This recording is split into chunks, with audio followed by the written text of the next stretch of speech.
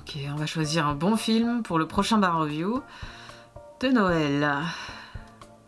Ok. L'étrange Noël de Monsieur Jack. Non. Le Pôle Express. Klaus. Ah non. Attends. Ça va pas du tout là. Allô Zen ? Ouais, c'est Zen. Oui, je sais, tu viens de le dire, et puis en plus tout le monde s'affiche quand... Enfin bref, qu'est-ce que tu veux ? Écoute, là, ça va pas du tout. Il faut que je choisisse un film de Noël pour le prochain bar review. Et on peut pas se foirer cette fois-ci parce que sinon les cieux productions vont être en colère. Et sinon Zen Noël va me fouetter avec une guirlande et ça fait trop mal, les guirlandes, ça griffe. Reste Zen. De toute façon, c'est Jay Beach qui doit choisir le film, non ? Ouais, je sais, mais je lui fais pas confiance. Enfin, je veux dire, est-ce qu'on sait s'il sait faire une review ? Ah bah je sais pas, apparemment, d'après l'autre grognasse des cieux productions, t'avais pourtant fait une review avec lui, non ? Dean, je t'ai déjà dit que je m'en souviens pas. Ok, bon, du coup on fait quoi ? On appelle Jay Beach pour lui demander comment il s'en sort dans le choix du film ? Ouais, t'as raison. Et si ça se trouve, ça se passe bien ? A few moments later.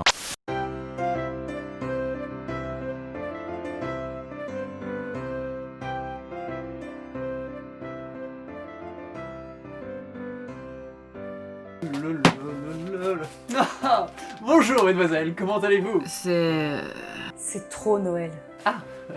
Mais ce n'est pas un film de Noël que nous devons présenter ? Oui, mais justement, on prend toujours le contre-pied en faisant un truc ironique, comme avec le magasin des suicides par exemple, où il y a beaucoup de suicides pendant les périodes de Noël. Tu comprends ? Tu t'es sûr, mais quelle horreur ! Bon bah quel film t'as décidé de faire du coup ? Barbie casse-noisette. Parce que ça va un peu plus dans le thème tout de même que vos idées. Tu vois, je suis même pas avec toi et pourtant j'ai quand même envie de me casser. Non, c'est fort. Bon, c'est bon, Dean. Écoutez, mademoiselle, ce que je vous propose, c'est que comme visiblement mon film, qui est pourtant excellent, je vous assure, ne vous plaît pas, c'est que nous fassions une review test, d'accord ? Comme ça, vous verrez que je suis tout à fait capable de... Ok, mais c'est nous qui imposons le film. Oui, comme ça on pourra voir de quoi t'es capable à chaud. Que tu laisses parler tes vraies compétences, hein. Écoutez, mes compétences, oui, bien sûr. Faisons ça. Ok, donc voyons voir, je vais lancer un film au hasard, du coup peut-être qu'on n'aura pas de film de Noël cette année. Celui-là, Les 5 légendes. Ah, trop cool, j'ai adoré les bouquins, il y a de l'action, des mystères et tout. Je suis dégoûtée, ça reste plus ou moins un film de Noël quand même. C'est n'importe quoi ce procédé. Vraiment n'importe quoi.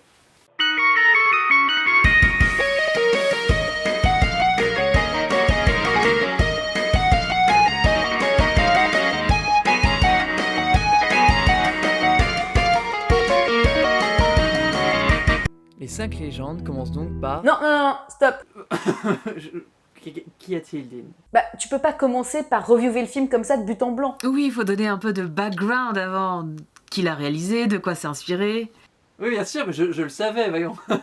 Les 5 légendes est un film DreamWorks sorti en 2012 et réalisé par Peter Ramsey, à qui l'on doit aussi l'excellent et oscarisé Spider-Man Into the Spider-Verse. Oui, c'est vrai que troquer le studio qui a fait Dragon pour celui qui a fait le film Emoji, comme ça, sur papier, c'est peut-être pas idée du siècle. Et bah, tu vois comme quoi. Peu de personnes le savent, mais Les 5 légendes est en fait l'adaptation cinématographique de la saga littéraire du nom de... The Guardians of Childhood. Oui, voilà, merci. J'avais sur le bout de la langue. Ah, une saga littéraire, carrément. Il leur faut vraiment 35 bouquins pour parler du Père Noël et du lapin de Pâques. En fait, la saga Guardians of Childhood est un peu plus complexe. Ça parle de guerre intersidérale millénaire, de pirates de l'espace et de gardiens de la Lune. Quel rapport avec le Père Noël alors ? Ah, mais peut-être que Jay Beach peut nous éclairer. Oui. oui, je pourrais. Techniquement, oui, mais comme vous l'avez dit, mademoiselle, c'est très complexe. Donc nous n'avons pas le temps pour ça. C'est une review, c'est pas non plus... Bon, on mettra le lien du Wikipédia dans la description de la vidéo. Poursuis, Jay Beach, poursuis. Fort bien. Le film commence tout de suite par une narration de notre protagoniste, qui, comme vous le pouvez le voir, est du genre joyeux. L'obscurité, c'est mon premier souvenir. Il faisait noir, il faisait froid, et j'avais peur. Super, on dirait un clip d'Evanescence des années 2000.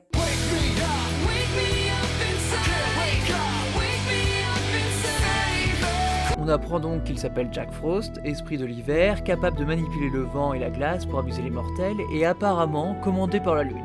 Je m'appelle Jack Frost. Comment je sais ? C'est la lune qui me l'a dit. Ah, lui aussi il bosse pour les Cieux Productions. Eh ben je lui souhaite bien du courage. Hein. Après cette courte présentation, le titre du film nous apparaît enfin dans une séquence aussi épique qu'un film Avengers. Ben, quelque part, ce film c'est un peu Avengers pour les enfants, non? Oh, tu veux dire un produit marketing tout juste passable qui a déchaîné les foules parce que ça met en avant des personnages mythiques et légendaires que tout le monde adore? Bah, j'allais dire parce qu'il y a des scènes d'action cool avec des personnages qui ont des super pouvoirs, mais ça marche aussi. On retrouve ensuite le Père Noël au pôle Nord, évidemment, et qui pour une étrange raison a... Un accent russe.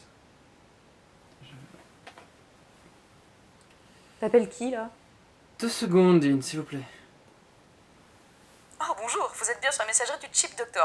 Je me trouve actuellement dans une zone temporelle où le téléphone portable n'existe pas, ou plus, ou peut-être même dans le Loir-et-Cher. Quoique je ne vois pas ce que j'irais faire dans le Loir-et-Cher. Les choses excitantes arrivent rarement là-bas. Le Loir-et-Cher, c'est un peu comme un dimanche qui... En fait, c'était juste pour être sûr que ce Père Noël n'était pas possédé par une entité quelconque, ou tout du moins autre que l'esprit de Noël. Au pôle Nord, donc, le Père Noël est témoin d'une obscure menace. Alarmé, il convoque la Fée des Dents, le Lapin de Pâques et le Marchand de Sable. Et on apprend qu'à eux quatre, ils forment le groupe des gardiens, chargé de protéger la joie et l'imagination des enfants du monde entier. Et comme vous pouvez le voir, ils s'entendent à merveille. Attends une seconde, tu veux dire que tu m'as convoqué en urgence 3 jours avant Pâques à cause de ta bedaine? Imagine que je te fasse ça 3 jours avant Noël, mon gars. Mon Jeannot, Pâques, c'est pas Noël quand même.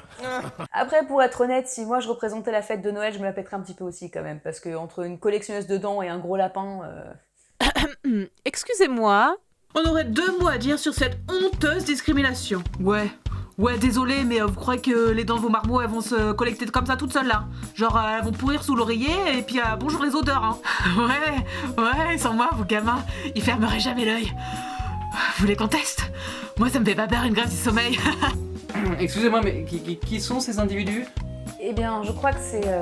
Zen de Pâques, on aime tous Zen de Pâques. Ah oui, d'accord, alors j'ai même pas le droit de chanson de Pâques. Oui, non mais d'accord, mais c'est quoi une chanson de Pâques? Eh ben... la, c'est le Z de Pâques et... Oh oui frère, mais tu te fais du mal là. Ouais, allez, on s'en va. On vaut pas Z Noël. Ils ont raison. Bref, passons, hein. Les 4 légendes, donc, comprennent que la grande menace qui plane sur eux et qui veut propager la peur chez les enfants, c'est le croque-mitaine. Le terrifiant... Peach. Peach? Enfin, comme la princesse Peach ou comme les Peach de Brioche Pasquier? Écoutez, Dean, dans les 2 cas, je pense qu'on a connu plus menaçant comme nom de méchant, non? Et encore, vous avez pas vu comment on appelle les croque-mitaines dans d'autres cultures.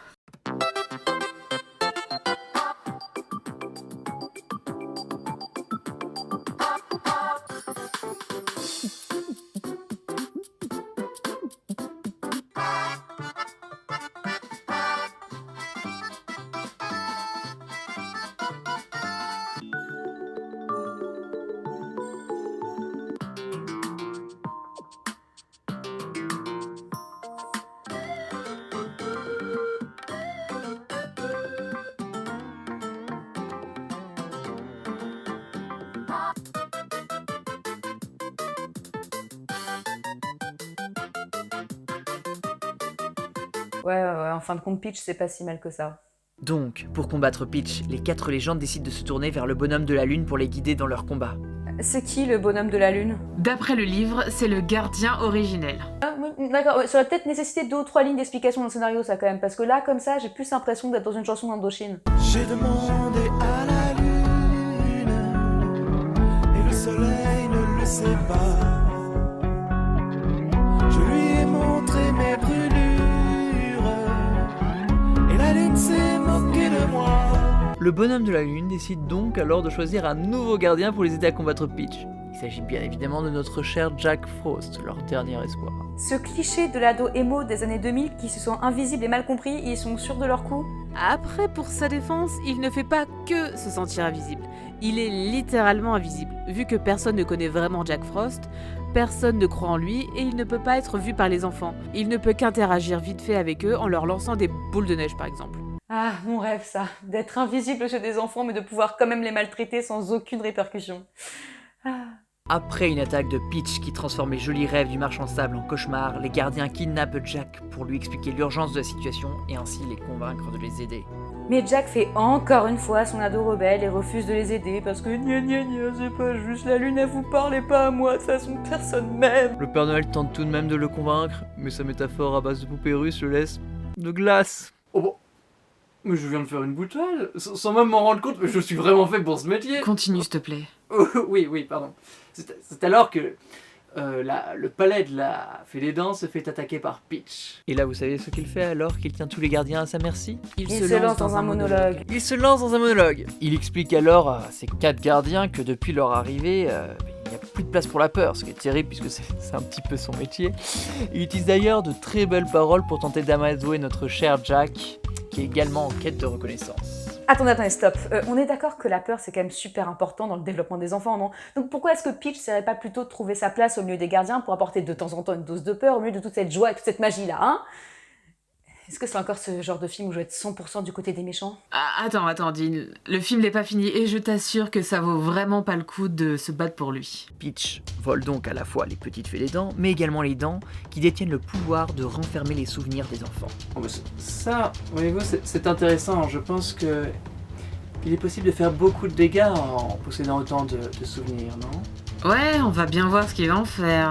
Les gardiens décident donc d'aller récolter eux-mêmes les dents des enfants pour maintenir la croyance en la fée des dents. Tout se passe bien jusqu'à ce qu'il se fasse repérer par le seul gamin au monde qui est absolument fanatique des personnages de fête. Wow, le fanboy ultime du lapin de Pâques, quoi. Mais quel loser. Suite à cet incident, le marchand de sable endort malencontreusement tout le monde sauf Jack et tous les deux partent à la poursuite de Peach tandis que la petite sœur de l'enfant se téléporte au royaume de Pâques. D'ailleurs, on peut constater que c'est le stagiaire payé en dosette Nespresso qui animait les cheveux de cette gamine. Et là s'ensuit la première bataille contre le méchant. Stop. Ok, J-Beach, essaye de prédire ce qui va se passer à la fin du combat. Écoutez, Dean, je pourrais m'amuser à prédire, effectivement, mais je ne voudrais pas spoiler qui que ce soit. Ok, laisse-moi te dire quelque chose, J-Beach, un petit conseil là de professionnel à novice. À chaque fois qu'il y a une première confrontation avec le méchant au milieu du film, c'est une défaite pour les gentils. Soit le méchant prend le pouvoir, soit il réussit à manipuler le héros, soit il, entre guillemets, tue un protagoniste. Oui, c'est pour que le héros puisse évoluer en tant que personnage à travers sa défaite et que le spectateur prenne conscience à la fois de la menace que représente le méchant et du fait que le héros n'est pas infaillible. Là, par exemple, Jack Frost ne parvient pas à sauver son pote, le marchand de sable. Oh, mais c'est affreusement triste pour ce pauvre marchand de sable. Ok, alors, est-ce que le marchand de sable ressuscite à la fin? Hop, voilà. T'es rassuré? Oh oui. Bon. On continue. Après cette défaite inévitable, les gardiens retournent à leur QG pour enterrer le marchand de sable. Comment tu enterres du sable? Bref, et du coup, comme plus aucun enfant ne fait de beaux rêves et que leur joie s'éteint, ils se mettent tous d'accord pour tout miser sur Pâques qui approche pour leur remettre des paillettes dans les yeux. Ok, ils doivent être vraiment désespérés pour tout miser sur Pâques. Qu'est-ce que tu peux faire de dingue à Pâques? Oh là là, mais voyons, Dean. Pâques, c'est fêter le printemps. Pâques, c'est remplir le jardin de Pâques, justement. Pâques, c'est des rubans fleuris. Ah, attends, maintenant que j'y pense, j'aime bien la tradition où on brûle un mec. Brûler un mec? Ah, vous voulez parler du bonhomme d'hiver? Oui, c'est ça, oui, le bonhomme d'hiver, oui, bien sûr. C'est pas un vrai mec. Enfin. Aidés par la petite fille, les gardiens s'amusent à organiser Pâques et se rappellent alors de la joie de travailler avec des enfants. Jack ramène ensuite la fillette chez elle, il entend une voix absolument pas louche, et comme un crétin, il y va. Et évidemment... Jack se retrouve ainsi dans le repère de Peach qui s'est habilement servi du souvenir d'enfance de Jack enfermé dans une de ses dents de lait pour l'attirer jusqu'à lui. Et là, Peach lui propose de lui rendre ses souvenirs pour qu'il puisse enfin savoir qui il est. Oh, cool impact, j'adore les méchants à Pâques. Quoi? Non, il lui propose pas de pacte. Il lui donne juste ses souvenirs comme ça, gratuit, pour que les autres gardiens pensent qu'il les a trahis et créer ainsi... Un super cliché du malentendu. Quoi? Il laisse passer une occasion de faire un pacte pour faire un cliché du malentendu? Ok, vous savez quoi? Je me désolidarise complètement de cet abruti, d'accord? Passons. Jack est ainsi prêt à renoncer à ses souvenirs, ce qui me semble un petit peu idiot étant donné qu'il les a eus gratuitement. Autant les garder, mais bon, passons. Et Peach se sert une nouvelle fois des faiblesses de Jack pour tenter de le manipuler. J'ai pourtant essayé de te prévenir, mais je te comprends. Mais il peut pas arrêter cet enfant-là, t'as pas compris qu'il te provoque encore? Peach finit par proposer une alliance de losers mal aimés à Jack en lui disant que si la peur et la glace s'alliaient, ça pourrait vraiment donner quelque chose de cool. Mais Jack refuse. Mais non, mais il aurait dû accepter, comme ça il aurait pu être la Reine des Neiges avant la Reine des Neiges et se faire plein de fric. Tu vois, c'est pour ça que DreamWorks n'arrivera jamais à détrôner Disney, ils savent pas prendre les opportunités. Furieux, Peach casse le bâton de Jack et l'expédie au loin. Ok, et là on a la scène chiante où le héros est complètement abattu, mais grâce à un truc random, il va retrouver la pêche et repartir affronter le méchant, c'est ça? Oui, bon, sauf que là, c'est encore plus débile, parce que le truc random qui va lui redonner la pêche, c'est le souvenir que lui a passé Peach. Il l'a pas récupéré. Non. Non mais c'était une très mauvaise idée de rendre les souvenirs. Peach aurait tout simplement dû altérer les souvenirs, les modifier pour pouvoir mieux manipuler Jack de manière un peu insidieuse. Ou alors carrément lui effacer la mémoire, et s'il est amnésique, alors là vous en faites une poupée, vous lui dites n'importe quoi, il le croit. Hein. Ouh, Jay Beach aurait-il un Darkseid? Oh mon dieu, juste une idée comme ça. Moi mauvais. Jack Frost recouvre alors sa mémoire et se souvient qu'il est mort en sauvant sa petite sœur. Et c'est pour cette raison que la lune l'a désigné comme gardien. Ok, et? Oh, eh bien c'est émouvant, Lynn. Mais ça d'accord, mais qu'est-ce que ça révèle sur son moi intérieur? Je veux dire, en quoi le fait de savoir qu'il a une sœur va l'aider à se battre contre Peach? Voyons, bah ça explique que ça, son amour pour... Enfin sa gentillesse qui... Bon, finissons-en, d'accord? Alors que Jack Frost sort de son trou, on apprend qu'il ne reste plus qu'un seul gamin qui croit en la magie des fêtes, et que c'est évidemment le gamin fanboy de tout à l'heure. Et sa sœur, elle a littéralement été au royaume de Pâques, comment elle peut ne plus y croire, elle? Bref, Jack va le voir et réussit à faire en sorte que le gamin croit en lui, dans une scène plutôt bien faite, il faut l'avouer. Les autres gardiens arrivent, le gamin appelle ses potes en renfort, et c'est parti pour le combat final, qui se solde par une bataille de boules de neige. Je vous rassure, Peach y croit pas non plus. Vous croyez qu'une bande d'enfants fera le poids? Oui, mais ce qui est beau, c'est que la bataille de boules de neige représente la joie de l'enfance. Et dans une punchline absolument poignante, les enfants réussissent à vaincre Peach, le vilain Gagamou. Tu te trompes, je crois en toi. Seulement, je n'ai pas peur de toi. Peach, terrorisée, se fait alors littéralement envahir par sa propre peur et disparaît. Les gardiens l'emportent, la joie revient sur Terre et Jack Frost, en paix avec lui-même, accepte de rejoindre les gardiens. Mais d'ailleurs, il fait quoi exactement au sein des gardiens? Bah, la même chose qu'avant, il balance des boules de neige, il fait rire les enfants, sauf que cette fois-ci, on sait qui c'est quoi. Ouais, donc au bout du compte, c'est juste le mec qui annonce l'hiver, quoi. Et ben ils acceptent vraiment n'importe qui au sein des gardiens. Et fin. Bon, bilan mademoiselle? Et bien vas-y, Jay Beach, montre-nous l'exemple. Oui, bien évidemment. Donc... Pour ma part, bien que Les 5 légendes ne soit pas un film de Noël, je le trouve tout à fait approprié pour la saison. On y retrouve la joie, l'émerveillement, le bonheur, la gaieté, l'exaltation, la magie de l'hiver et tout ce qui constitue un film de Noël digne de ce nom. L'animation est magnifique et réussit à communiquer la joie, l'émerveillement, le bonheur, la gaieté et l'exaltation de la magie de l'hiver. Les personnages sont sympathiques et laissent volontiers transmettre cette joie, cet émerveillement, ce bonheur, cette gaieté, cette exaltation enfantine, inhérente aux fêtes et aux légendes en tout genre. Et voilà, c'est donc un film qui saura ravir les enfants de tout âge et je le recommande chaudement. Voilà. Ok, bon, bref. Bon, il n'y a pas que les enfants que le film vise, il y a aussi les ados et les fangirls. J'ai vraiment un problème avec le personnage de Jack Frost qui fait trop ado mal compris, jusque dans son design avec sa mèche des années 2000 et son sweat à capuche, quoi. On comprend vite fait son besoin de se sentir accepté et sa quête d'identité, mais sa backstory est pas assez creusée, ou du moins mal exécutée, et il ne reste de lui que l'ado chiant de base avec un design cool pour attirer les ados et augmenter le nombre de fanarts sur Tumblr. Pareil pour le méchant, l'idée derrière lui est cool, mais ses motivations et son plan sont tellement claqués au sol qu'on s'attache pas vraiment à lui. Même la manière dont il est amené dans l'histoire est pas terrible. Ça aurait été beaucoup plus efficace s'il était resté une sorte de menace inconnue pendant la moitié du film, jusqu'à la confrontation avec le marchand de sable par exemple. C'est dommage parce que comme tu as dit, vite fait, Jay Beach, les autres gardiens sont vraiment cool, même s'ils sont pas hyper développés non plus, ils ont tous une identité propre avec une approche originale.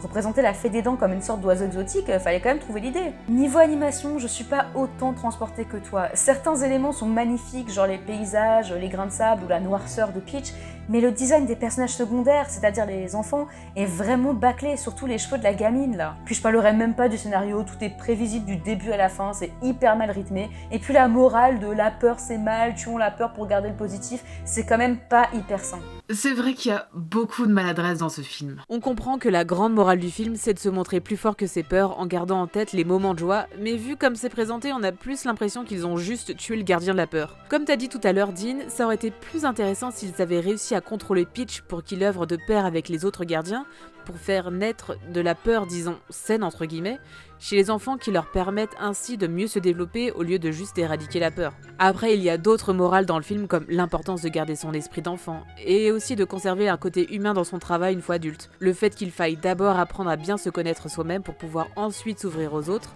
Le souci, c'est que ça fait beaucoup de messages pour un film si court et qu'on finit un peu par s'y perdre, d'autant plus que le film n'aborde pas ces thèmes avec beaucoup de maturité. Pour le rythme, il faut rappeler encore une fois que le film est une sorte de continuité des livres, donc il fallait réussir en 1h30 à la fois à raconter une histoire, mais aussi à expliquer tout un univers pour les néophytes. Pareil pour le manque de développement de certains aspects, comme l'homme de la lune, le concept des gardiens, ou le passé de Jack Frost, tout ça est très détaillé dans les livres. C'est dommage parce que le world building, c'est-à-dire l'univers du film, est vraiment intéressant et original. Du coup, c'est vrai qu'il aurait peut-être fallu faire toute une saga. Enfin bref, je trouve que c'est un film sympa qui complète bien les livres avec des super scènes d'action, un univers vraiment riche, de bonnes idées, mais une exécution qui n'est pas toujours au rendez-vous. Alors la scène, c'est exactement ce que je voulais dire. Ouais, vous pouviez pas tomber mieux, pas tomber plus à pic. Donc mesdemoiselles, je vous remercie de m'avoir assisté pour cette première review officielle. Hein. Et je pense m'être montré à la hauteur de vos espérances, oui. Je crois que c'était un test. Voyons. Zen. Ça, c'était tout simplement la revue que nous avions fait avec le Chip Docteur. Oui, celle dont personne ne se souvient. Oui, écoutez Zen, c'est pas de ma faute si... Non mais attends, même au-delà de ça, même si on parle de la review là qu'on vient de faire, c'est nous qui avons fait tout le travail d'analyse. Toi t'as juste résumé le film et dit vite fait que c'était joli ou pétillant ou je sais plus quoi. Eh bien oui, Dean, c'est exactement ce que je dis. J'ai fait le plus gros du travail, donc j'attends ma tasse officielle de bar à reviewer, des tabliérons. Sur ce, d'ailleurs, je vais me porter garant pour la prochaine review, puisque c'est comme ça. Et je vous dis à très bientôt, mesdemoiselles. Ciao. Je saurais pas dire si ça s'est bien passé ou pas. Je viens de réaliser que si c'est Jay Beach qui fait la prochaine review, ça veut dire que c'est lui qui va s'occuper de la review de Saint-Valentin. C'est Jay Beach qui va écrire la review de Saint-Valentin. Il va y avoir du rose partout, des confettis en forme de cœur, des poèmes. Ne vous inquiétez pas, mes petits chéris. Je ne vais pas le laisser saccager la Saint-Valentin comme ça. Laissez-moi faire, je m'en occupe.